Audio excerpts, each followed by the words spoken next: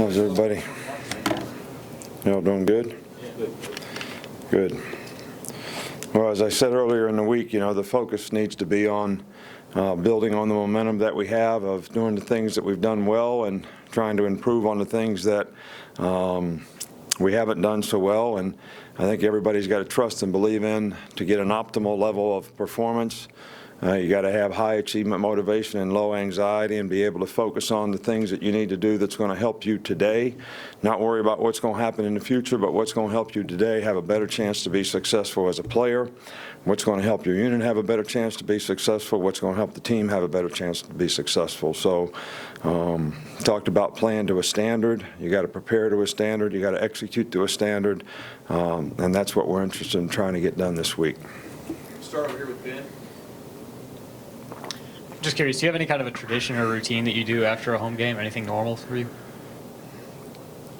Well, I go shake hands with every player on the team and every coach. Then I go to a press conference and visit with my favorite family of people that I look forward to meeting every week. And then I do a radio show, and then I do a TV show, and I go in the recruiting room and shake hands with all the recruits. And, by the time I get home, all the companies, pretty much settled in, and lucky if I can get something to eat. Go back on the left side of the Rainer. I don't know what would happen if we lost. Hell's bells. Rainer. How important has it been for you to have Jalen Hurts become comfortable operating under center, and how do you think his development has been from that position? Well, I think it's important to him. I think it's important to the offense. I think it's important to our team. When you say important to me, I think I'm just a part of the team here. And Jalen has progressed very nicely, and I thought that probably played his best, most complete game in the last game against Mississippi State, and hopefully we can, build on that. Come back over to Mark. Just want to ask, we saw Lester getting some work at right tackle. What can he bring to that position, and also who do you like at right guard this week?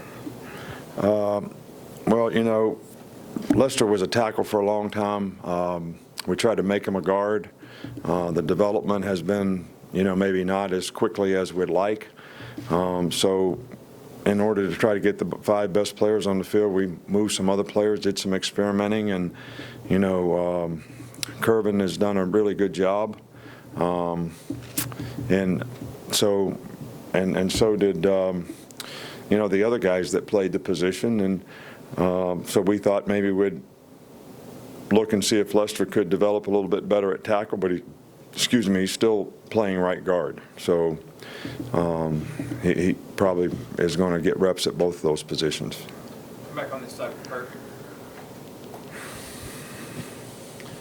Coach, punt returns seem to be an important part of the game for your teams, and I wondered a couple of general questions, not your team, that it seems maybe that punt return men maybe take more chances now than they used to insofar as catching the ball with people close, and also once upon a time it seemed like punt return men maybe weren't supposed to go back beyond their 10 and let it go if it went over, and now you see some people taking it from deeper than that, and I just wondered if you'd comment on punt returns. Well, I can't comment on everybody else's punt returners. I certainly want our guys to use good judgment and understand that the most important thing is possession of the ball, and they should not try to catch the ball in traffic and take chances with the ball.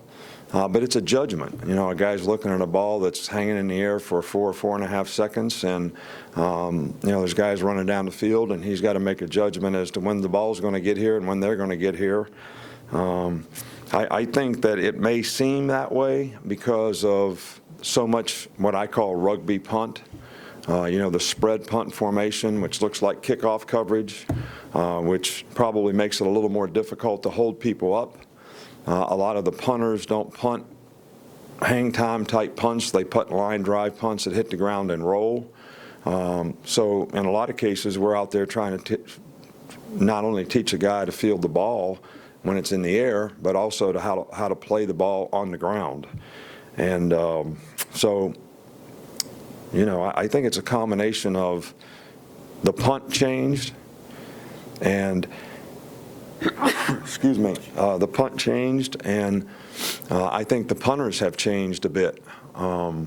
So I think the whole philosophy of that part of the game is a little bit different than it used to be. We still have our guys play the 10, and if they catch the ball at the 9, I mean, it happens. You're on the 10 and you back up a step because you misjudged the ball a little bit, but you're already committed to catching it. But, you know, if one of our guys catches the ball way deep down in there, that's not really what we want them to do. Come back over here with Tony. I want your opinion on J.K. Scott not being one of the semifinalists for the Ray Guy Award. Look, I'm not here to criticize anybody or anything like that. Everybody's got to make their choices based on whatever their criteria is. But, you know, in my opinion, you know, J.K. is maybe the best punter in the country in terms of what he does for our team. You know, his average, his consistency this year, his hang time, you know, and our coverage unit has been better in that regard. And, you know, I think we're, you know, in the top 1, 2, or 3 in punt and net punt and all that, you know, in our conference, which, you know, speaks highly for, you know, the job that he's done. He's got good operation time. So, you know, that's my opinion. And it's not a criticism of anybody else or saying what anybody else should have done. I have respect for all these people who make these decisions, but, you know, in my opinion, I think he's one of the best punters in the country and certainly one of the most valuable guys on our team.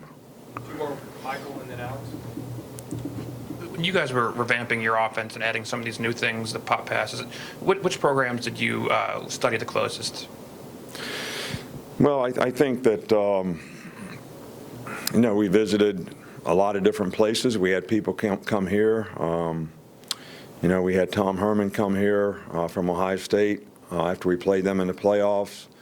You know, we visited TCU. We watch a lot of film, and we obviously see a lot of things like, in some cases, that we do now that are difficult to defend, that we discuss as a staff. Sometimes we implement it, sometimes we don't. But I think the thing that, you know, we have to be really cautious of, that we've done a pretty good job of, is you just can't put new plays in without doing a tremendous amount of research, because you have to have all the answers. They're not going to stay in one defense. Everybody's not going to stand right there. They're going to angle, slant, blitz. You got to have all the answers. And I think that has been something that we've done a really good job of with our offensive coaching staff. Finish up here with Alex. Remember you said earlier in the season that, you know, for Jalen's progress, you kind of limited how much of the field he can read and make decisions. Where is he in that progress, and how much of the playbook or maybe even the field is he allowed to kind of take advantage of? Well, first of all, that's not really kind of what I said. I said that, you know, guys got to know whether it's middle of the field or split safeties and which half of the field that he works on versus what he reads in the coverage. That's how most passing games are built. It's not what we allow him to do or not allow him to do. We're trying to get him to do that very effectively, and he is getting better and better and better at it. And you know, I think it was a good indication of how he played in the last game, you know, the progress that he's made. We have to trust in the quarterback that we can get the ball to our skill guys, and he's going to get it to them effectively in the right places and the right time, so that we can make explosive plays down the field. So I think we're making progress in that area, but we're continuing to work on it every day. Thanks, Coach.